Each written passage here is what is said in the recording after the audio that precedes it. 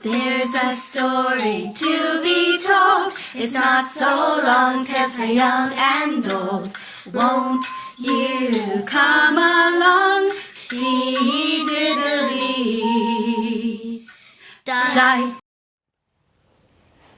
Oh, news.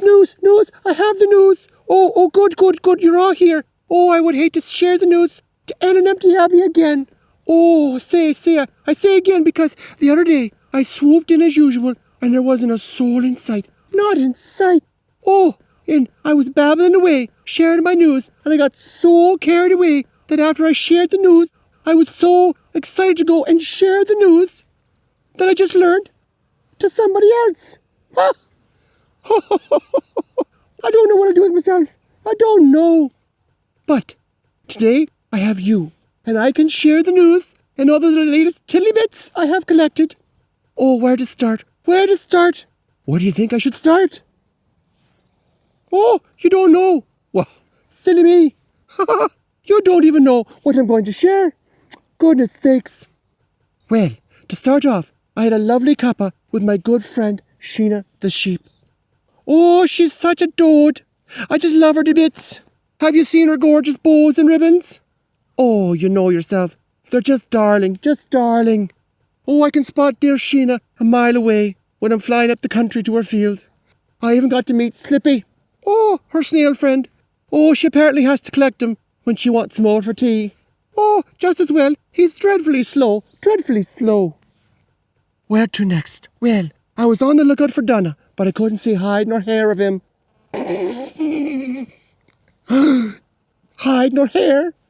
He is a hare! Oh! Anyways, Edna's so silly, I know. I don't have as much daylight to play with due to winter moving in. Oh, it's terribly dark in the mornings. Seems to take donkey's years for the suns to come up, you know. I have to mind my schedule so I don't get caught flying home in the dark. Poor Edna doesn't seem to see so well in the dark, you know. Yes. Can you see in the dark? No? Same as me? Oh! Well, this reminds me of a little story from a while ago where poor old Edna lost her mind and made a series of poor choices. I can't be perfect, you know. Can't be perfect. So as we know, flying in the dark is a very poor choice. I was visiting my cousin up the country, and we were having all the great old crack about family and friends and, oh yes, the news. Now, he was a ways out there, practically in County Tip. I was so caught up in our conversation, I ignored my cousin's warning me about get going, you know. I says, go on. We'll have another cup of tea. He says, only one more, Edna. Night's coming fast, and you have a ways to fly, you know. Well, I was a little shocked by his comment. I know how far it is to fly home, and I said so to him. Well, he didn't like my tone. He says to me, well, we are getting ourselves into an awful state, my friends. We actually started to argue with each other. I was not listening to his concerns for me, and I was much too busy speaking my mind. Oh, how very foolish of me. So, well, I'd had enough. I wasn't enjoying my visit anymore, and it was clearly my cousin wasn't either. We both had lost track of time, and now, dusk was upon us. That means it's dark. He insisted I stay the night, but I wasn't hearing it. No. I was determined, actually stubborn, to prove to him I could make it home just fine. Thank you very much. Oh, the cheek of me. He says to me, at least take a torch in case I need it. Oh, I reluctantly accepted his kind offer. So, I took flight. I can't even remember if I said a proper goodbye at that. I was trying to balance the torch in my wing, and it was a disaster. So, I stopped and popped it in my beak.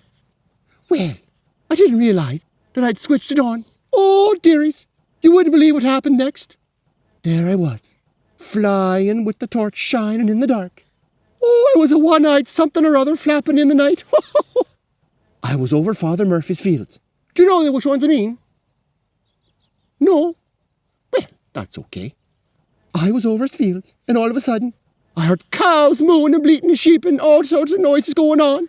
Hooves flying and all about the fields. I was a little curious, so I swooped down for a look. And that made things worse. There were a sight, scared out of their minds. Oh, well, whatever was frightening them wasn't going to get me. No, not going to get me. I flew up as fast as I could and swooped near Farmer Murphy's house. Oh, he had come out to see what all the racket was about. He looked up and saw me, screamed an awful scream, and fainted. On the spot. Oh, I got out of there even faster. Well, it wasn't until I got home that I realised what had happened. Silly old Edna was the cause of all that nonsense. Looking back over that situation reminds me of a lovely little verse that my gran taught me when I was a young chick. It goes like this. My dear friends, everyone should be quick to listen, slow to speak, and slow to become angry. That is in James 1:19. My unwillingness to listen got angry, made a mess of things, didn't it, my friends? Yes, it did indeed. Well, I must be getting going. Thanks for listening.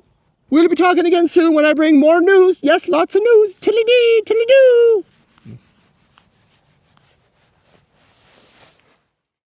There's a story to be told. It's not so long, tales for young and old.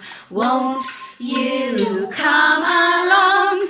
Tee-diddly-die, tee-diddly-die, tee-diddly-die.